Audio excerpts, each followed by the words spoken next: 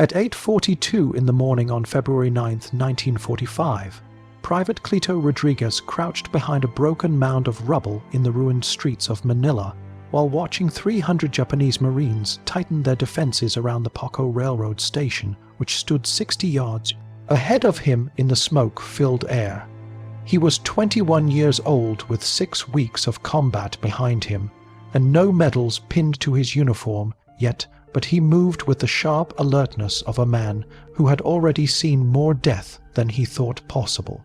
The elegant station had once been a proud structure of the city, but now it was a fortress shaped by desperation. Machine gun nests were set around the exterior. Foxholes circled each heavy gun position. 20mm cannons guarded the corners behind thick layers of sandbags. Deep inside the building, a solid concrete pillbox housed a 37mm gun and several heavy mortars that could crack open the ground with a single shot. Rodriguez served with Company B of the 148th Infantry Regiment of the 37th Infantry Division, and his unit had been fighting across Manila for 6 long days, pushing street by street against forces that refused to break. Now many of those defenders had pulled back to this station in Plaza Dil, a part of the city that had once been a thriving Japanese neighborhood. The soldiers inside knew every alley, every wall, every sight line, and that knowledge made them even deadlier. Company B had already tried to take the station twice. The first attempt had ended with 11 men falling. The second cost 14 more. Rodriguez remembered watching medics try to drag the wounded across open dirt while Japanese machine guns followed every movement. Many of those men never made it to cover. The reason was simple. The station sat at the far end of a 100-yard open field with no trees, no trenches, no shelter. Anyone who crossed that ground was lit up by enemy guns that had the perfect field of fire. Every attack ended the same way. The Americans pushed forward. The Japanese guns opened up. The assault collapsed. Rodriguez was armed with a Browning automatic rifle. The BR weighed 19 pounds when loaded and fired 30 caliber rounds at a rate of 500 shots each minute. Each magazine carried 20 rounds, and in a full firefight, the weapon could empty itself in 2.5 seconds if the trigger was held too long, which is why Rodriguez had trained himself to fire short controlled bursts of 3 to 5 rounds at a time to avoid wasting precious ammunition. Crouched next to him was Private First Class John Rhee, a 21-year-old soldier from the Choctaw Nation, who had enlisted in December 1942 from Pryor, Oklahoma. Rhee also carried a BAR, and the 2 men had been placed on the same fire team about 3 weeks earlier. Rodriguez was bold and aggressive, while Rhee was calm and steady, but together they made an effective pair, and both could hit their mark even under pressure. Their platoon had been pinned down for 40 minutes, while the platoon leader weighed whether to call for artillery or attempt another fallback. Artillery could destroy the station, but it would also kill civilians trapped in the surrounding buildings, since Manila still held more than 600,000 people, and thousands were caught between both sides of the battle. Rodriguez studied the station again. He saw how the Japanese had arranged their heavy weapons to cover the main avenues of approach, but there was a single-story stone house about 60 yards from the station, still standing even though most of its roof had collapsed. If 2 men could reach that house, they could fire from much closer and suppress the Japanese guns enough to force the defenders to shift their attention long enough for the platoon to advance. He looked at Rhee. Rhee gave a silent nod. Neither asked permission. They simply acted. They gathered extra ammunition with quick practiced motions. Rodriguez stuffed 4 more BR magazines into his belt, and Rhee mirrored the action. Together they carried more than 300 rounds. They also took 6 fragmentation grenades each. There was no time to think once they committed. They stood and ran. The open field exploded with gunfire as Japanese machine guns immediately tracked them. Bullets cracked past Rodriguez and kicked up dirt around his boots, but he kept sprinting. 30 yards, then 40, then 50. Rhee stayed 3 steps behind him. Finally, both men dove through the shattered doorway of the house and rolled to opposite sides of the interior. The moment they landed, they knew the truth. They were now 60 yards from the station, and completely alone with no support, and surrounded by hundreds of enemy soldiers who now knew exactly where they were hiding. Rodriguez forced himself to breathe slowly, his hands shaking from the rush, not from fear, but from the sheer surge of adrenaline that burned through his chest. One deep breath, another. When the shaking faded, he moved to a window that faced the station. The frame was still intact, but the glass had shattered long ago. He positioned himself at the left edge because every soldier who survived more than a day in urban combat understood one thing: never fire from the center of a window, because that was where snipers aimed first. Ree did the same at a separate window 8 feet away. The house had once been a home for some family in the city, but now it was only scorched stone and broken furniture beneath a collapsed roof. Rodriguez ignored the quiet sadness of that thought and focused on the battlefield. Through the window, he could see Japanese machine gun crews, mortarmen, and officers moving through firing positions. The defenders had concentrated their forces toward the expected direction of attack, and had not imagined 2 Americans would get this close on their own. Rodriguez lifted his bayar and chose a machine gun nest about 40 yards away. 2 Japanese soldiers were adjusting the weapon and not watching their flank. He squeezed a short burst. The gunner dropped instantly. The loader spun toward the sound. Rodriguez fired another burst, and the second man collapsed across the weapon. At that same moment, Ree opened up on a 20mm cannon, crew 35 yards away, dropping all 3 men before they could react. Chaos erupted as every Japanese position that had a line of fire toward the house unleashed everything they had, and the walls shook from the volume of incoming fire. But the 2 Americans had already changed the shape of the battlefield. Rodriguez stayed tight against the edge of the window frame, because that was the only way to stay alive as rounds hammered the walls and sent stone splinters and dust into the air with every impact. Always shoot from the edge, never from the middle, he reminded himself, because the middle was where a sniper expected a head to appear. Ree kept the same discipline 8 feet away, firing from the corner of his window with only a sliver of his body exposed. Through the smoke and chaos, the Paco Railroad Station stood 60 yards away, with Japanese soldiers scrambling between positions, trying to understand how 2 Americans had reached a spot that should have been impossible to reach. Rodriguez saw machine gun crews shifting their fire and mortar teams, racing to relay orders from their officers. The defenders had no idea how to respond to an attack this close, because every one of them had prepared for another frontal assault across the open field where they held every advantage. Rodriguez raised his BR again and chose a new target, a machine gun position 40 yards away, where 2 soldiers were trying to swing the weapon to a new angle. They were focused on the gun, not on the battlefield. Rodriguez squeezed another burst. The gunner fell. The loader staggered back. A second burst dropped him before he could react. At almost the same moment, Ree fired on a 20mm cannon, crew 35 yards away.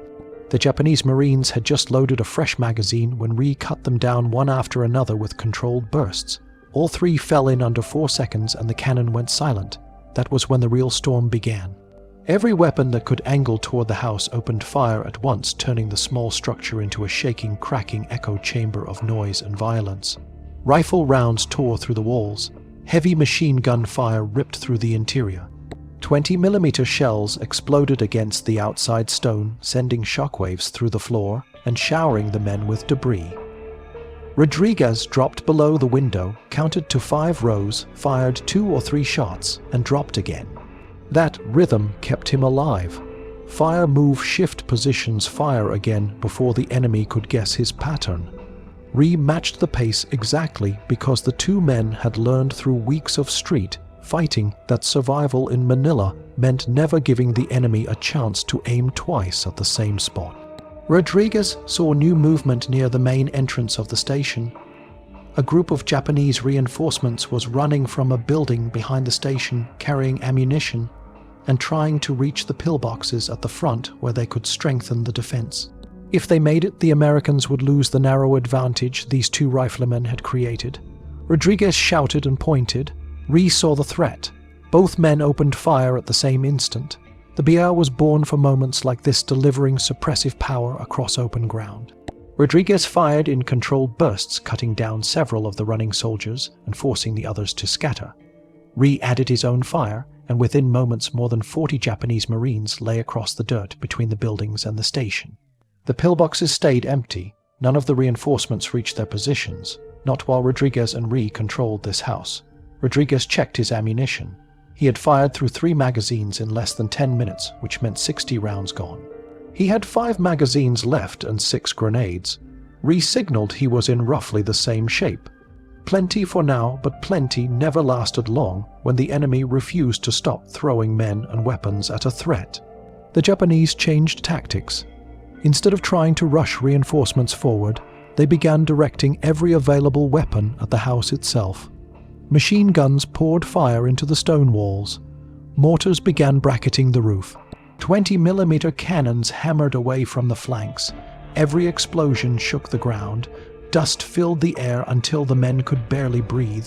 Chips of stone stung their faces.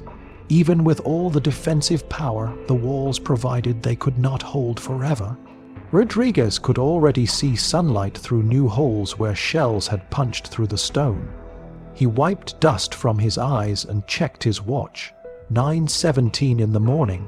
They had been inside the house for 35 minutes, though it felt like entire hours. His shoulders ached from the BAR weight, his ears rang, his mouth tasted like a mix of grit and smoke. Then the first mortar round struck the roof. The explosion shook the house and sent half the ceiling crashing down. Wooden beams slammed into the floor. Rodriguez rolled aside just in time as a beam missed his head by inches.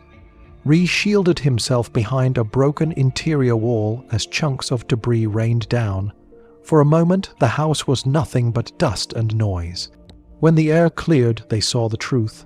Half the roof was gone. The Japanese mortar teams had found their range. The second round hit 30 seconds later. The third followed soon after, walking the fire directly across the top of the house. Staying here meant certain death. Rodriguez looked at Rhee. He pointed forward, not backward. There was only one way to survive, and that was to move closer to the station into a zone where the mortars could not drop directly on them, because every indirect fire weapon had a minimum angle, and the closer they moved the safer they were from bombardment, even if it meant running toward the heart of enemy fire. It felt like madness, but staying meant being buried under rubble. Rhee nodded. They gathered what ammunition they had left. Rodriguez counted 4 magazines, 80 rounds. Rhee had 5 magazines, 100 rounds. They had grenades too, but not many. They tightened their grips, took one final breath, and prepared to leave the collapsing house behind, because staying still in a battle like this was the one thing guaranteed to kill them. Rodriguez burst from the ruined house first, because there was no other choice, and sprinted toward a shattered pile of stone about 20 yards closer to the Poco station, while Japanese rifles cracked around him, and bullets whispered past his ears like angry insects cutting through the air. One round tore through the sleeve of his uniform without touching his skin, but he did not break stride. He threw himself behind the rubble as Rhee rose from the house and ran the same path, while Rodriguez lifted his BR and fired short bursts to draw enemy fire upward and away. They moved in a practiced rhythm, one man running while the other shot, one man shooting, while the other moved, always shifting, always refusing to be caught standing still.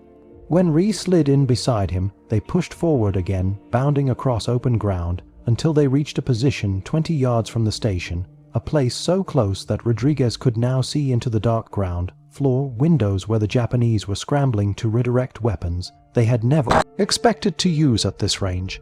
A heavy machine gun was being set up in a window 15 yards away, and Rodriguez barely paused before pulling a grenade from his belt, yanking the pin, and counting 1-2 before throwing it with a sharp, hard motion through the opening.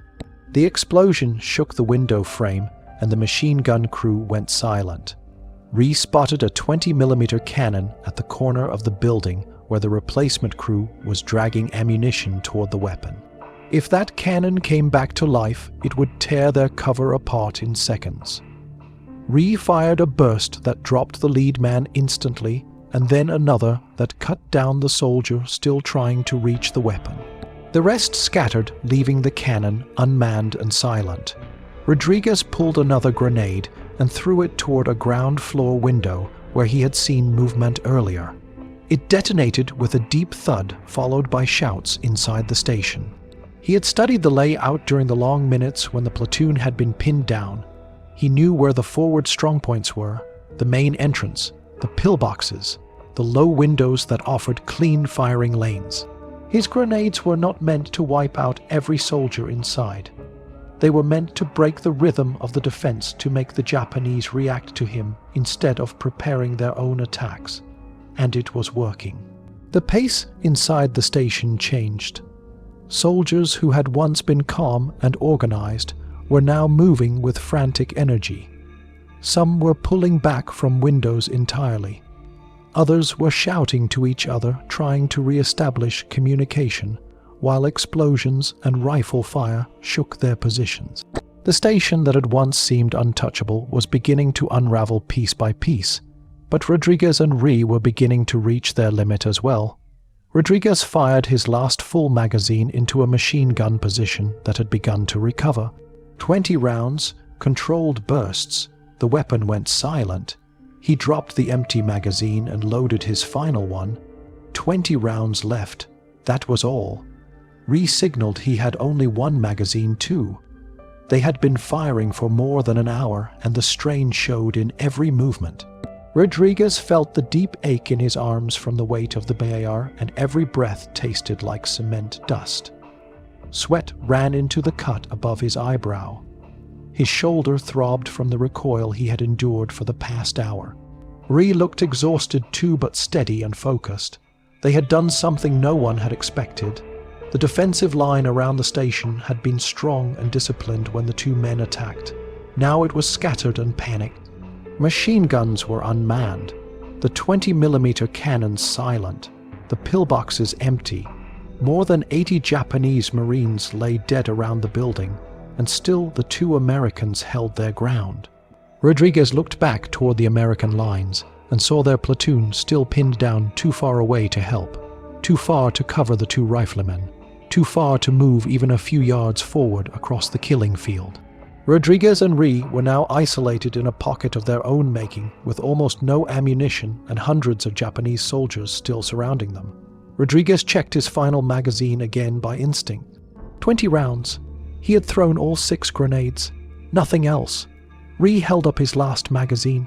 Their time was measured not in minutes but in bullets. Once those bullets were gone, the only path left would be to run back across the field with empty weapons and pray they were not cut down before reaching friendly lines. Rodriguez made a decision without speaking. They would have to withdraw soon, not because they were afraid, not because they had failed. They had achieved more than anyone could have asked of them.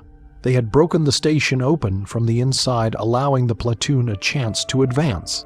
Staying now with empty weapons would accomplish nothing except getting them killed, but leaving would not be simple. The Japanese were reorganizing and preparing to counterattack. Once they saw the movement, they would unleash everything they had left. Rodriguez knew the withdrawal had to be timed perfectly. One man would fire his last rounds while the other ran. Then they would switch, move in bounds, cover each other, make it back or die trying. He looked at Rhee, and Rhee gave a nod. No words needed. The two men had fought side by side long enough to understand each other with a single glance. Rodriguez rose slightly and scanned the station one more time, making sure the defenders were still disorganized. They were. He could see officers shouting and pointing, soldiers hauling weapons away from destroyed positions, ammo runners dragging boxes across the floor. None of them had yet noticed that the two Americans were nearly out of ammunition. Rodriguez took a slow breath, preparing himself. Rhee shifted position, gripping his BAR tightly, ready to move when the moment came. The ground beneath them was covered in dust-shattered brick and splinters from grenades, but they ignored everything except the narrow path leading back toward their platoon. 20 rounds left, one final push. One final chance. Rodriguez steadied his hands, told himself to focus, and prepared to fight his way back alive, because surviving this day would mean that their impossible charge had mattered. Their battle was not over. Not yet. The hardest part still waited ahead. Rodriguez steadied his grip on the BAR, knowing their window of survival was almost gone, and that every remaining second mattered because they had pushed as far as human beings could push with rifles, grenades, and pure will. And now the time had come to pull back before the enemy realized how close. The two Americans were to running dry. They had disrupted the entire Japanese defense and killed more than 80 soldiers by sheer aggression and refusal to stop. But that victory would mean nothing if both of them died in the dust 20 yards from the station. The plan was simple and brutal. One man would fire while the other ran, then they would switch. They would leapfrog back across the broken ground toward American lines while trying to avoid the hundreds of rifles that waited to cut them down. Rhee would move first. That was the decision Rodriguez made because despite being the younger man, Rhee had always been more controlled with his breathing and more deliberate in his movements, and Rodriguez trusted him with every beat of his heart. Rodriguez rose into a crouch and opened fire toward the station, not trying to kill anyone now, but simply forcing every Japanese soldier to duck long enough for Rhee to sprint. His bursts were short, sharp, and deliberate. He felt the BAR kick into his shoulder, but he ignored the sting. Rhee bolted backward across the dirt toward the ruined house they had used as their first firing point. 20 yards. Rodriguez kept firing, counting his rounds in his head because he knew he had only a few left. Rhee slid behind the shattered wall and raised his BAR, shouting that he was ready. Rodriguez did not hesitate. He ran. His legs felt heavy, as if every muscle had turned to stone, but he leaned forward and drove himself across the ground while bullets struck the dirt around him and snapped through the air close enough to feel the heat of their passage. He dove behind the wall beside Rhee and gasped for breath. Before his lungs had filled, Rhee was up again, sprinting toward the next cover position, while Rodriguez forced his body upright and fired the few rounds he had left to keep the defenders pinned. Rhee made it to the rubble pile that stood between them and safety and took cover. Rodriguez rose again, his head pounding, his arms shaking with fatigue, and began the next sprint back toward American lines. They were now 40 yards from their platoon and 60 yards from the station. The Japanese soldiers inside had realized the Americans were pulling back and poured fire toward them. Machine gun bursts ripped across the field. Mortar teams tried to angle their rounds low enough to hit them even though the angle was poor. Shrapnel hissed through the air. Rodriguez reached the rubble pile and collapsed next to Rhee. His heart hammered in his chest. Rhee wasted no time. He went to the next piece of cover, the first house they had fought from earlier, still half standing with a broken roof and shattered windows. Rodriguez lifted his BAR to cover him, but when he pulled the trigger there was only a click. Empty. He dropped the magazine, reached for another, and found nothing. His belt was bare. His last magazine had already been spent. He had not realized it in the rush, and now he was out of ammunition with an entire field still to cross. Rhee was 15 yards from the house when Rodriguez spotted movement near the station. A fresh Japanese squad was advancing from the left side, circling around to cut them off. 8 soldiers moved with purpose, rifles ready. They were trying to flank the 2 Americans and trap them before they could reach their lines. Rodriguez raised his empty weapon, by instinct then froze because there was nothing he could fire. Rhee saw them. He pivoted with instinctive speed and fired a burst into the advancing squad, dropping 3 soldiers. The rest scattered and returned fire with savage intensity. Rhee fired again and another Japanese Marine fell. Then the bolt of his BAR snapped back and stayed open, empty.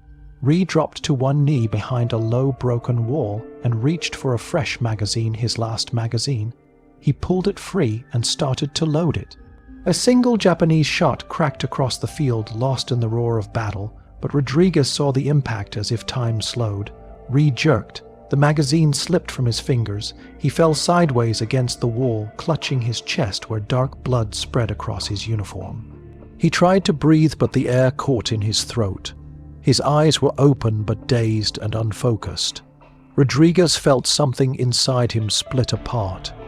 He ran toward Rhee without thinking, without planning, without even caring whether he was shot down in the attempt. Bullets snapped around him and tore chunks of earth into the air. One round punched through the pack on his back. Another hit the dirt at his feet, but he kept running. He reached Rhee and dropped beside him. Rhee was alive but fading fast. The bullet had struck high on the right side of his chest. His breath was thin and rattling. His hands moved weakly, trying to reach the magazine he had dropped, as if he still wanted to reload, still wanted to fight. Rodriguez grabbed the BAR from his hands, found the dropped magazine, loaded it with trembling fingers, and opened fire toward the Japanese squad, forcing them back behind cover. The gunfire kept them from advancing, but it did not change the truth. He could not carry Rhee and defend them at the same time. Rhee could not move on his own. The wound had taken too much strength. Rodriguez looked back toward American lines 40 yards away. He could see his platoon watching helplessly, pinned down by fire from the station, unable to move forward to help. No one could reach him. No one but him could decide what came next. Rhee looked at him. Rodriguez looked back. In that moment, something wordless passed between them, something deep and final. Rhee moved his hand faintly, not pulling Rodriguez closer, but pushing him away, urging him to go, leave. Survive. Rodriguez felt the decision tear at him. If he stayed, they both died. If he left, Rhee died alone. It was a choice no soldier wanted to face, but the battlefield allowed no mercy. One death or two. Save what could be saved. He fired one more burst to drive back the advancing Japanese, then forced himself to stand. He did not look back because looking back would have stopped him, and stopping meant dying beside his friend. He turned toward American lines and ran for his life with every Japanese rifle that could bear firing at him, as he zigzagged across the broken field, refusing to fall, refusing to stop, because survival was the only way to make Rhee's sacrifice mean something. Rodriguez ran with everything he had left because he knew there was no turning back and no time to hesitate, and every instinct in his body screamed to stay with Rhee. But every ounce of training told him that staying meant dying and letting both of their efforts vanish into nothing. He pushed forward across the torn earth, while Japanese rifles hammered the field around him, and machine guns spat long lines of fire that chewed into the ground at his heels. He zigzagged, shifting direction every few steps because a moving target was harder to hit, and he had learned long ago that survival often depended on small, unpredictable motions made under pressure. Behind him, he felt the weight of leaving Rhee like a hand pulling at his spine, but he forced his legs to move faster because he wanted at least one of them to make it out of this nightmare. 30 yards from American lines. 25, 20. He could see the silhouettes of his own platoon waving him toward them, shouting words he could not hear through the roar of gunfire. He leaped over a crater where a mortar shell had struck seconds earlier. 15 yards, 10. A round slammed into the ground so close that dirt struck his face. He kept going. 5 yards, then hands grabbed him and pulled him into cover, dragging him behind the same slab of rubble where the platoon had been pinned down for so long. Rodriguez collapsed onto the ground, unable to speak or breathe properly, while his chest heaved and his arms shook from exhaustion. He clutched the BAR, though it was empty, and felt the trembling of his fingers as if they were no longer his own. The platoon leader knelt over him, asking where Rhee was, asking what had happened, asking about the Japanese positions, but Rodriguez could not form words. All he could do was point at the station, point at the shattered gun positions, point at the silent cannons and pillboxes and the bodies strewn across the field. The platoon leader understood. He rose to his feet and shouted orders. The platoon surged forward, fixing bayonets and charging across the open ground that had been a death trap all morning. But this time the Japanese guns did not roar to life. This time there was no wall of fire to smash the assault back. Rodriguez and Rhee had shattered the defense, and the remaining Japanese soldiers were too disorganized, too reduced, too shaken to mount a coordinated stand. The Americans stormed the station and crossed the field in less than 10 minutes. They fought room to room, floor to floor, but the outcome was never in question. By 10:30 in the morning, the Poco Railroad Station was in American hands. A strong point that had held off 2 entire assaults had crumbled because 2 riflemen had refused to accept that the odds were impossible. Rodriguez watched from the rear as medics carried Ree's body back across the field, laying him gently on the ground away from the others and covering him with a poncho. Rodriguez wanted to stand and walk to him and say something, anything even, if only to apologize for leaving, but his body refused to move. The adrenaline that had kept him alive had burned away completely, leaving him empty, numb, and drifting inside his own exhausted mind. A medic checked him for wounds. There were none, only shock dehydration and the kind of fatigue that hollowed out the soul. Rodriguez drank from a canteen, and the water tasted like metal and dust and smoke, and he drank anyway because his throat felt scraped raw. Then he closed his eyes. The battle had lasted 2.5 hours from 8:42 when he first ran toward the house until 11:12 when he finally collapsed behind his own lines. 2.5 hours. 150 minutes, 9,000 seconds. It had felt like an entire lifetime compressed into the span of a morning. Later, the casualty reports were counted. 82 confirmed Japanese soldiers had died by Rodriguez and Ree's actions. More than 40 by rifle fire, more than 30 by grenades and close quarters fighting. Every number was verified by multiple witnesses. 2 riflemen had killed more than 1/4 of the enemy force that defended the station. 2 men against 300. The mathematics had no right to work, but it had worked anyway because of determination, aggression, and the refusal to surrender a single inch of ground. Yet victory did not bring peace. Rodriguez did not speak about the battle for 3 days, and when he did speak, his words were short and hollow because he kept seeing Ree fall and kept hearing the single rifle shot that had ended him. He barely slept. When he did sleep, he woke with the taste of dust in his mouth and the weight of that final moment crushing his chest. On February 11th, only 2 days after the assault, Rodriguez and his company faced another Japanese strongpoint, the Philippine Legislative Building, a massive stone structure, fortified even more heavily than the Poco station. Attacking it would cost many lives. Rodriguez volunteered for the assault team without being asked. Nobody questioned him because they understood the look in his eyes. He was not chasing glory. He was finishing what he and Ree had started. The Legislative Building stood in the center of Manila, a large multi-level structure with thick walls and corridors that made it a natural fortress.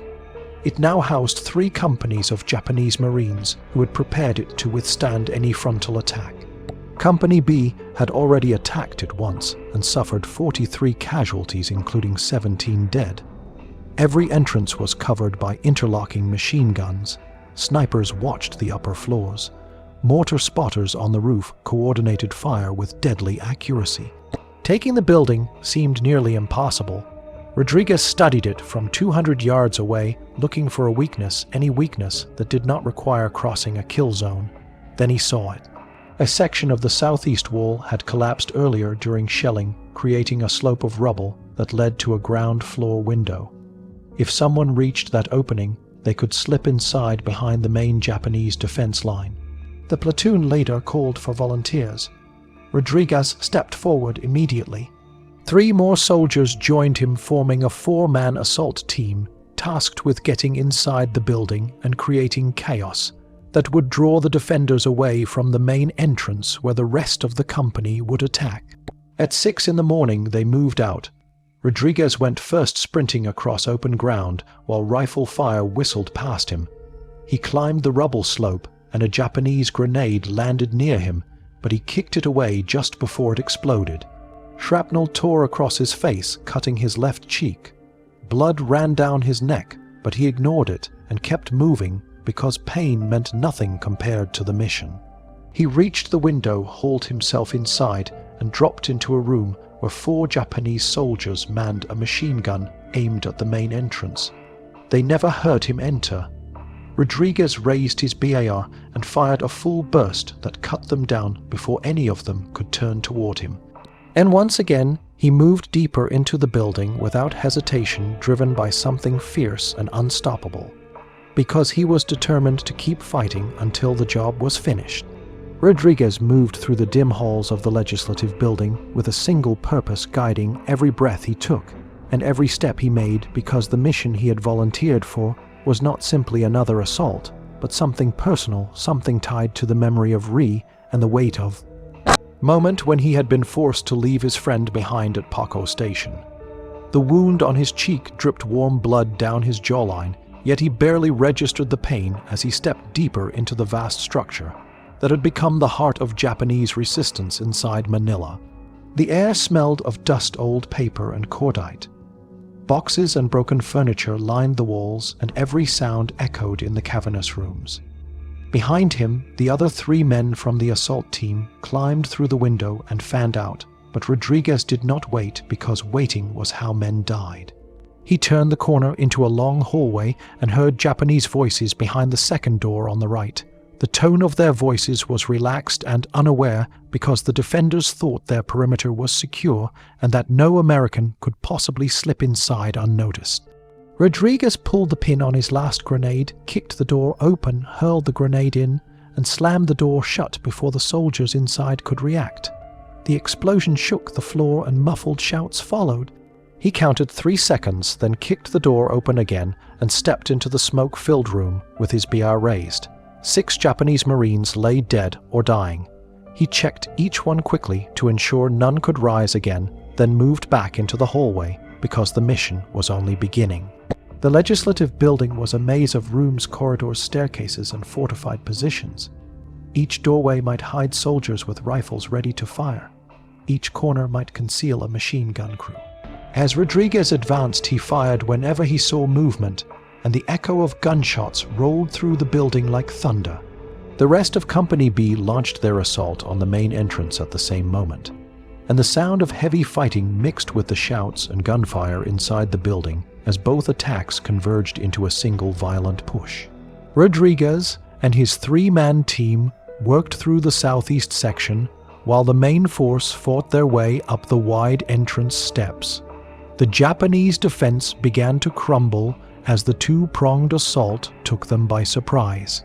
The defenders moved between rooms trying to reinforce positions, but Rodriguez stayed 1 step ahead, kicking open doors, firing fast, and never staying in one spot long enough for the enemy to regroup.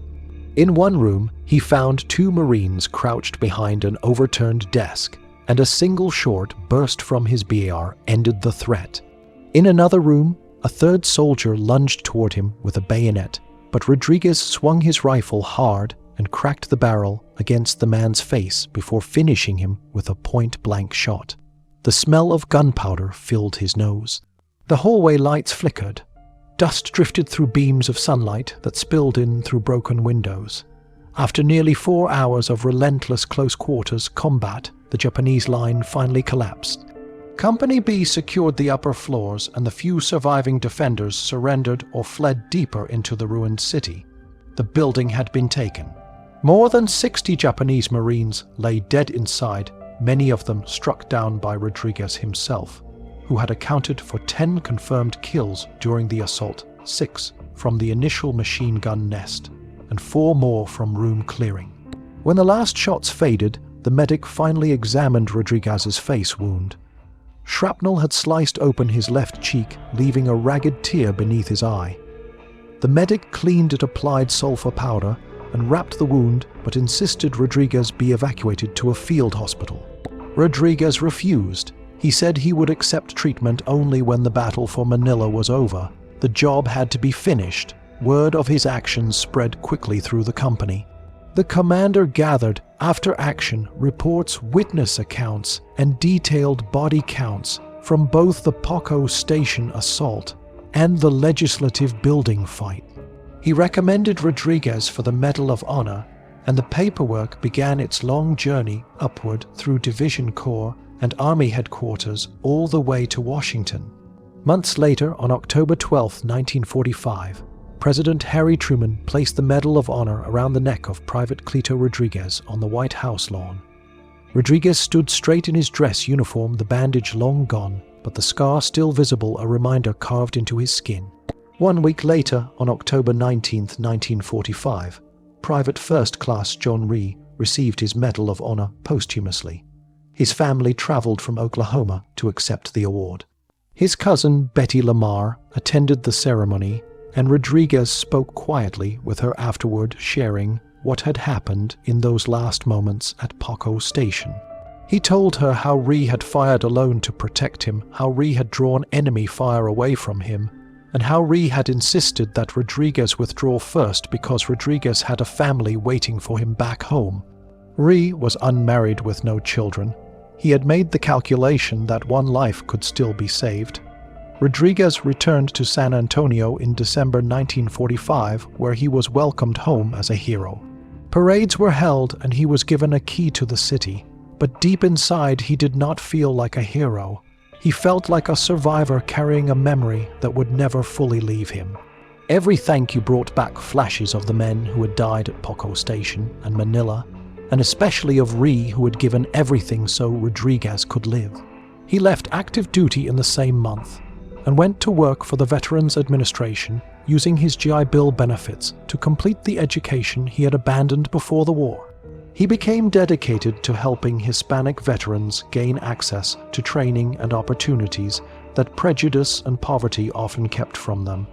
He understood their struggles because he had faced them himself. In 1952, Rodriguez returned to military service, joining the United States Air Force, and later transferring back to the Army in 1955.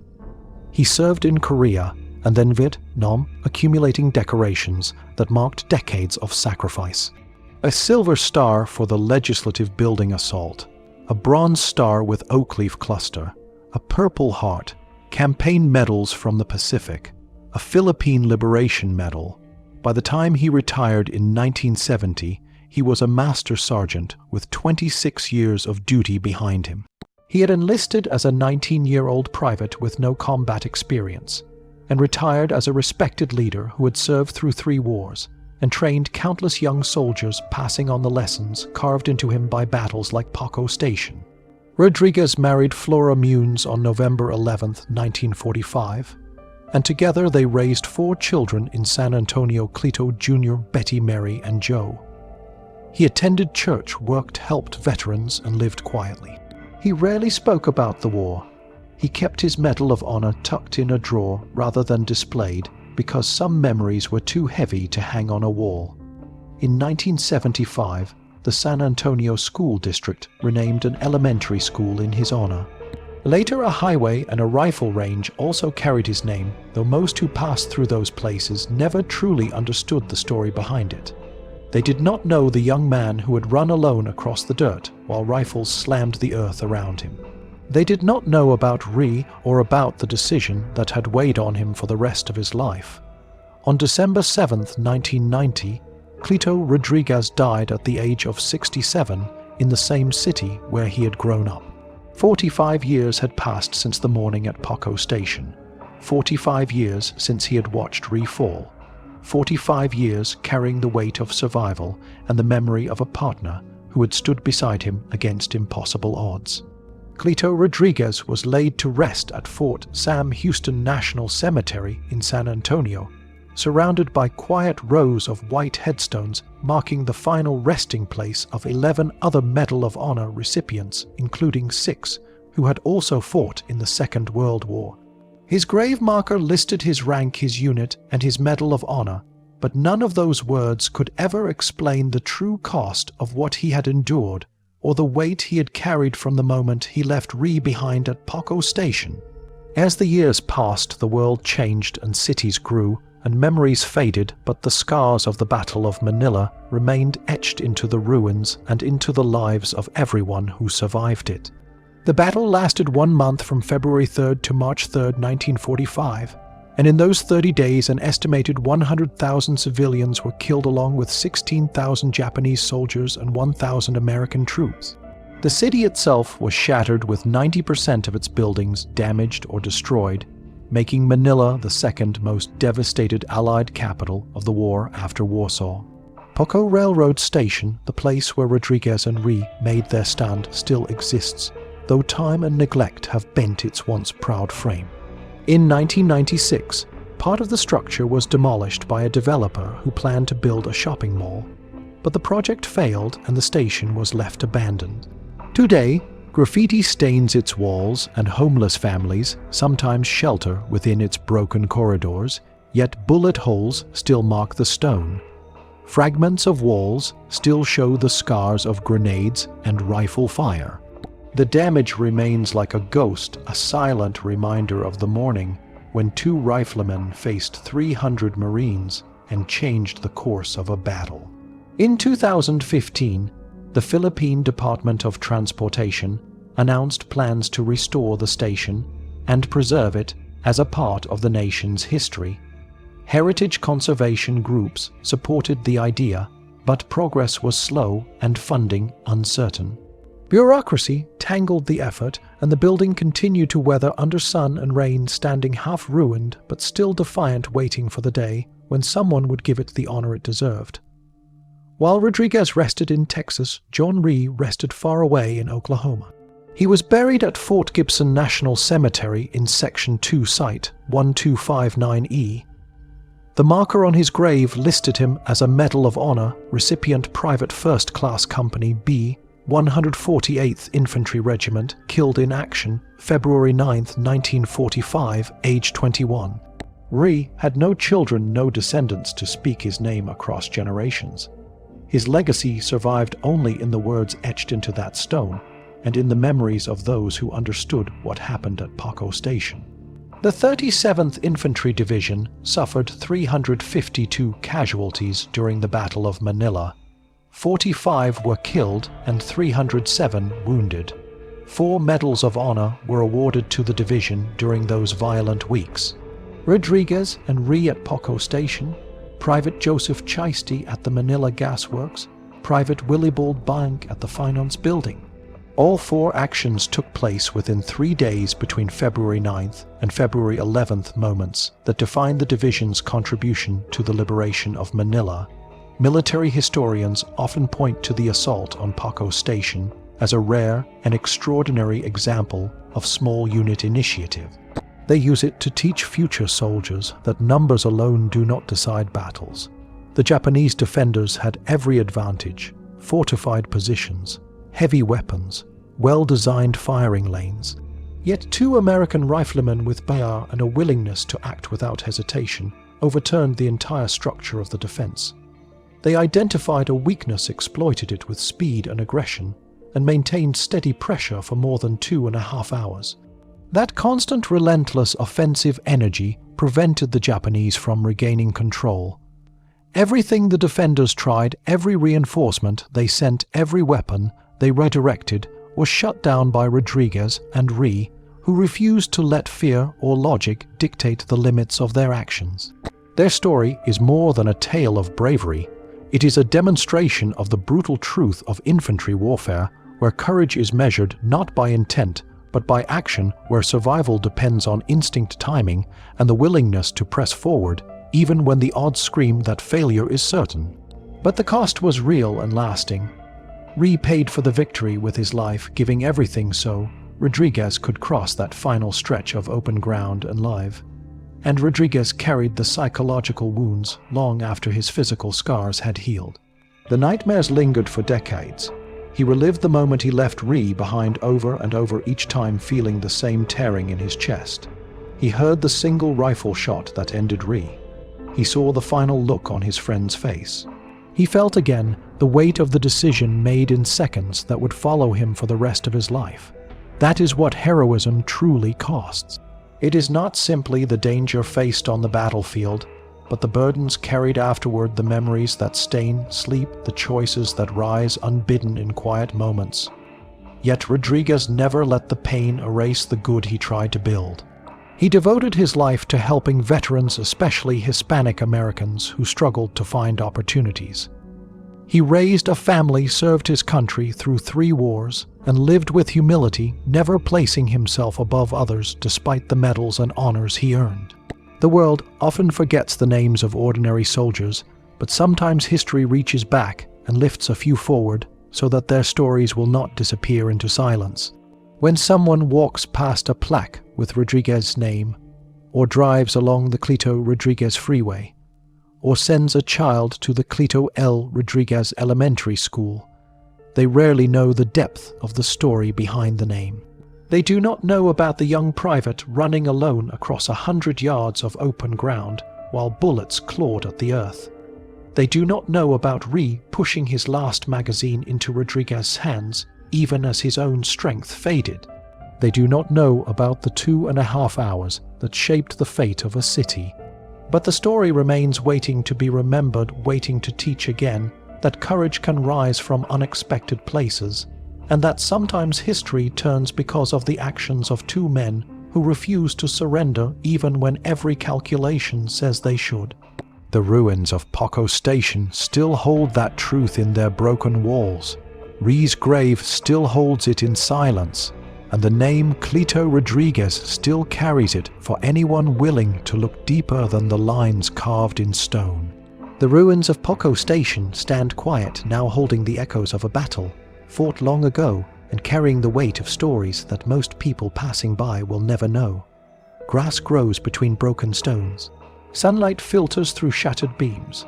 The walls still carry scars made by BR rounds thrown by Rodriguez and Ree, and the dark pitted marks left by grenades hurled in desperation. Nothing about the station looks heroic to an untrained eye, yet every cracked tile and bullet hole hides the memory of a moment when two young soldiers changed the fate of an entire assault through sheer will and refusal to retreat. Time has softened the ruins, but it has not erased them. Manila rebuilt itself after the war, but it rebuilt around places like this, where the past still breathes beneath layers of dust.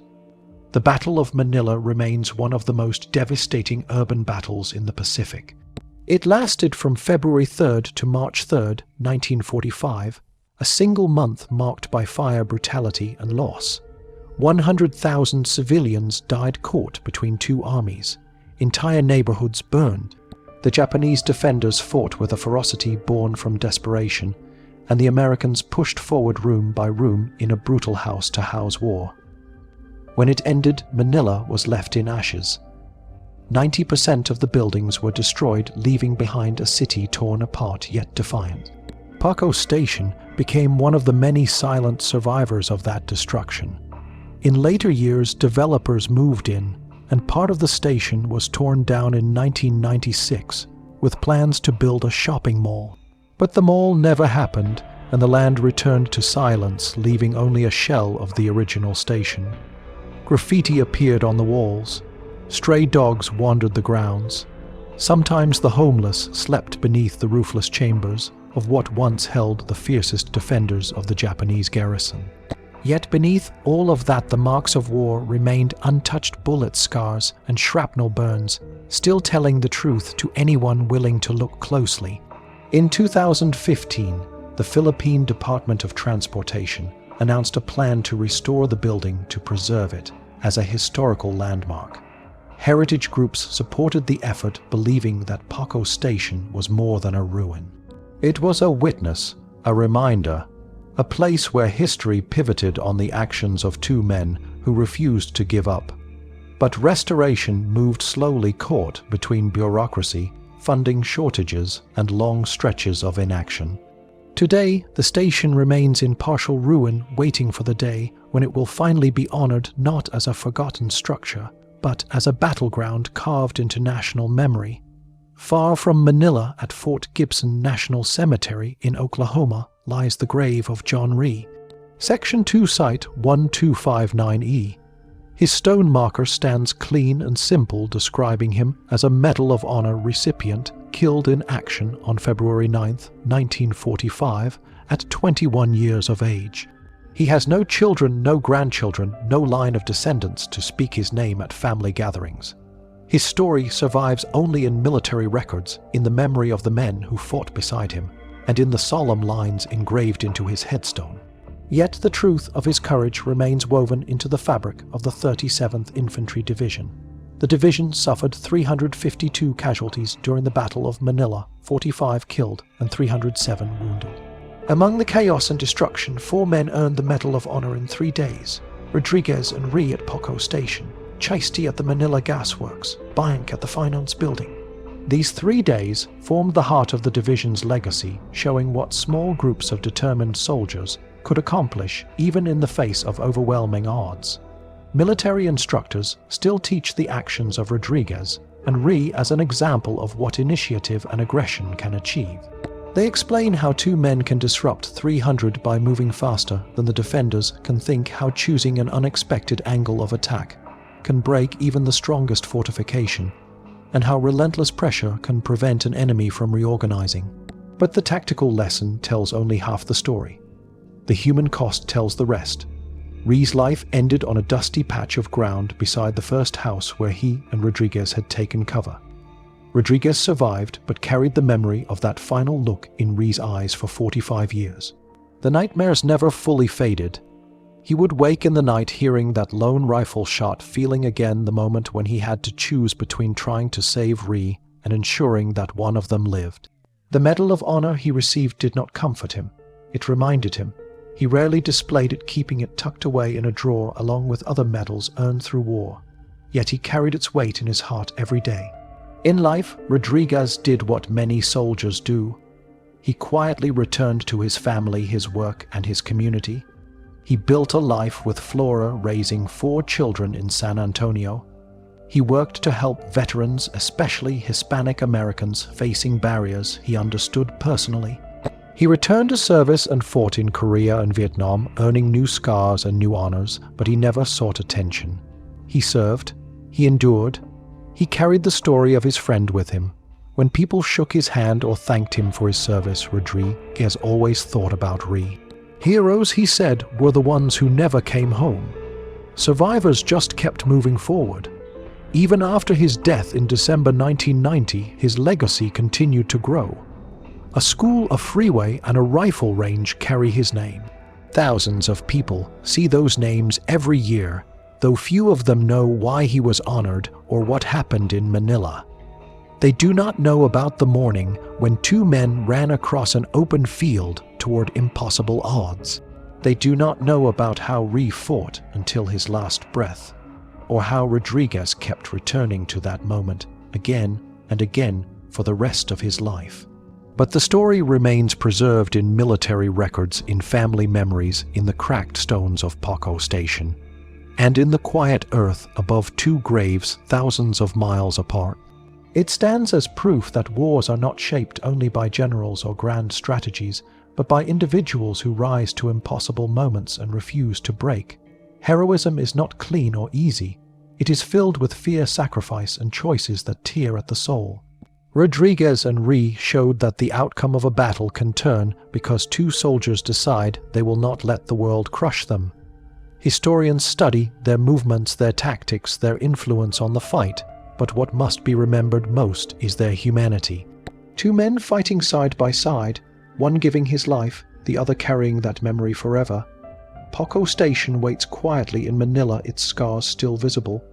Rhee rests in Oklahoma beneath a stone that bears his name. Rodriguez rests in Texas beneath another, and between those silent markers stretches a story of courage, friendship, and the terrible cost of survival. If you want more forgotten war stories told with truth, grit, and no filters, subscribe now. Your support keeps these missions alive.